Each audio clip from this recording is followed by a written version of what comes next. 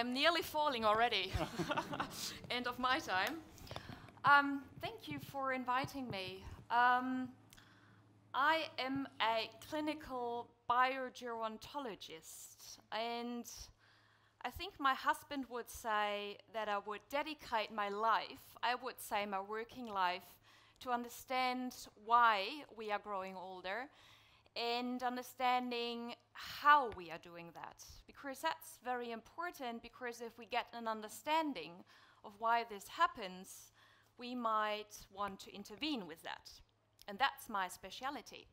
Gerontology is the study of aging. The biogerontology is the biology of how we grow old. And the clinical biogerontology is how do we actually get the knowledge from all we know of how animals age, how to get that into clinical practice.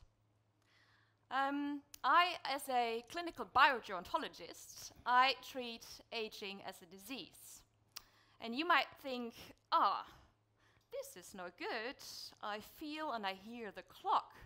It's not about making you a patient, because we, at the moment, we are growing older. And if I say aging is a disease, you feel the pain already, because your disease load is progressing over the next seconds and minutes and hours. You're welcome.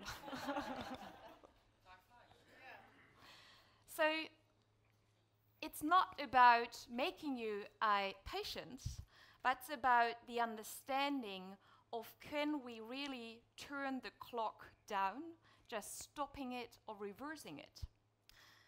And time is very important. And every hour, every minute, every second, we are standing, sitting, or moving, we are using our body. And by use of the body, we use our organs, our tissues, and in the tissues there are cells, and in the cells there are molecules. And why do we do that? Why do we use our molecules or the cells at this moment in time? Because you're breathing, you are walking, you are sitting, you are laughing, you communicate, and you want to have fun. And you want to avoid death, I assume, which means you are using your body, and while using your body, you use your body. So you're using your molecules and your tissues and your organs and your entire body to stay alive. And what is happening with something you are using? You damage it. So damaging means that there are scars. And while we have such a lovely body, I really love our body and the mechanisms behind it, we try to repair, so not we, but our molecules and every secret in our body, we try to repair the damage. But we are not perfect. And while really try to repair and to minimize the damage and the scars, these scars are accumulating. And with accumulating scars, you have very big scars in the end. And what is the consequence of all these scars? Like you're feeling you're one scar. I feel it. It's the scars in the end are age-related diseases. And age-related diseases are diseases like dementia. 30% of the 80-year-olds in the Netherlands, they suffer from dementia. Another age-related disease is heart failure. Another one is osteoarthritis, osteoporosis, COPD. All these diseases you do not want to happen. It's not only a disease because, hey, you have a doctor, they can treat the diseases, but you also, in the end, while growing older, you are going to be slower. Your walking speed is going down, and it's not only the walking speed, but also the brain speed. Like computers, your brains, they are slowing down. And it's not only that you have the diseases and you're slowing down, as a computer does, it's also that your appearance changes. And of course, it's logical that the appearance changes if you have a lot of scars, like that your hair is going to be gray.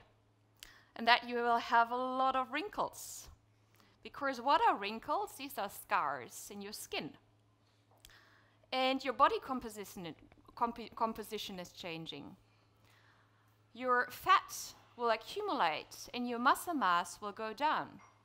And if our fat is accumulating in terms of volume, we know how that looks like. This is aging. We as biogerontologists, we understand why this happens. We understand what the clock, the time is actually doing in the molecules. We understood that you are producing at this moment in time new molecules. But if you are older than I am, you are less likely to have good molecules. The quality is going down. The telomeres are going to be shortened. Your energy production in your cell will go down. We understand that. And what we do in the lab, we actually interfere with that. I have very, very tiny little so beautiful cells in my lab. And what we can do with these cells, we can just reunivate them. We treat them and they are going to be younger. Not chronologically, but biologically.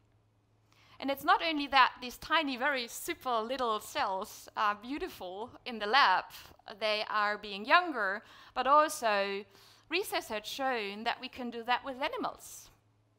And there are trials to do that with humans.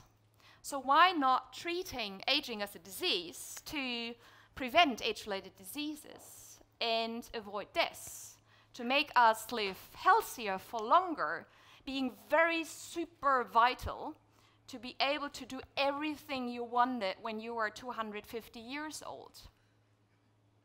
Imagine you are 300 and you are just still on the dating site to find your fifth love. That would be beautiful. And I think the entire concept might want to revolutionize medicine. Like now we are looking until there's the first disease, we are going to the doctor and we try to treat the disease. And what we are doing, we try to prevent the first disease. That's the difference. So, what is wrong? Most of the times when I give talks, I get one criticism. And the criticism is, Professor Maier, this is not good, it's not ethical what you're doing. Because what you're doing will lead to an overpopulation of the Earth. What about the Earth and the entire number of populations if nobody is dying? Think, yeah, that's a problem. I fully agree that this is a problem if we still reproduce, the number of individuals is still growing, and I will keep you alive. That's a problem. However, maybe that's not the best argument, because if this is an argument, we have to shut down the entire medical system and business. Shut down every hospital. Because what are physicians doing? We keep you alive. You want us to be alive. And therewith we have a growth of the numbers of individuals on Earth being sometimes less healthy than we would like to be. I can deal with that criticism. But last week when I gave an interview, something happened and I said, my goodness, everybody is calling me the professor of vitality and I'm not sure if I want to be that anymore. The interviewer asked me, tell me, why are so many old people so stressed?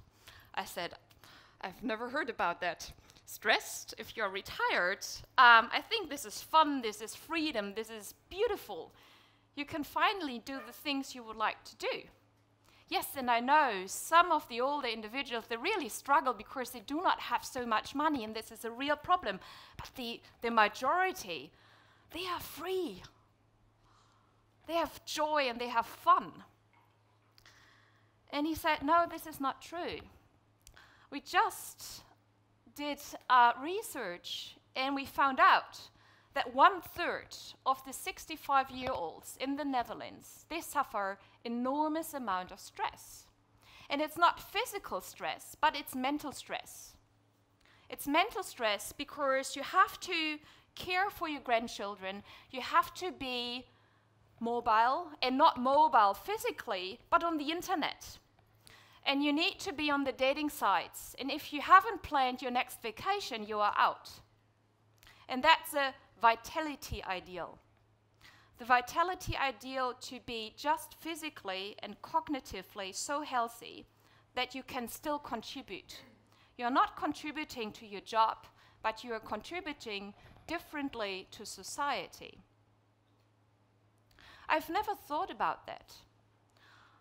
I give the presentations with these very nice individuals smiling at the age of 100, celebrating their birthday, and say, this is what we should achieve.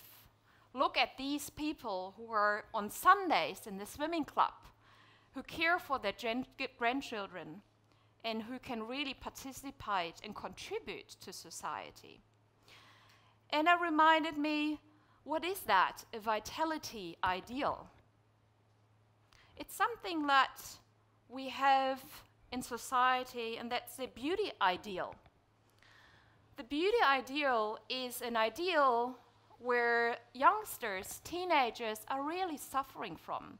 We as society, we say you have to be beautiful, you have to be smart, you have to contribute.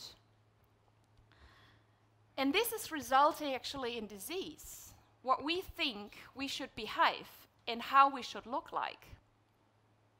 This is resulting in anorexia. This is resulting in behavioral changes, which are not positive for youngsters.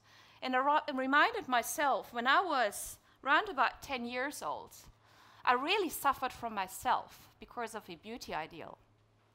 I thought that I had so many, or 2, Dumbo ears. And I know that I had so much fights at home to fix it, to get my nose, my ears, and everything fixed. And I had that fight for a couple of years until, yes, after seeing lots of doctors, said, okay, here is finally the date for your surgery. And I was very happy at that point in time because I suffered so much. I thought that I was suffering. A day before the surgery, I canceled it because of fear. Because of fear of side effects. Looking at yourself and seeing you in the surgical room when you're 14 years old, because I had the 4 years of fights. I don't want to await the next ideal. I will not achieve the vitality ideal. So for now, I would say, just being not perfect is so perfect. Enjoy your life.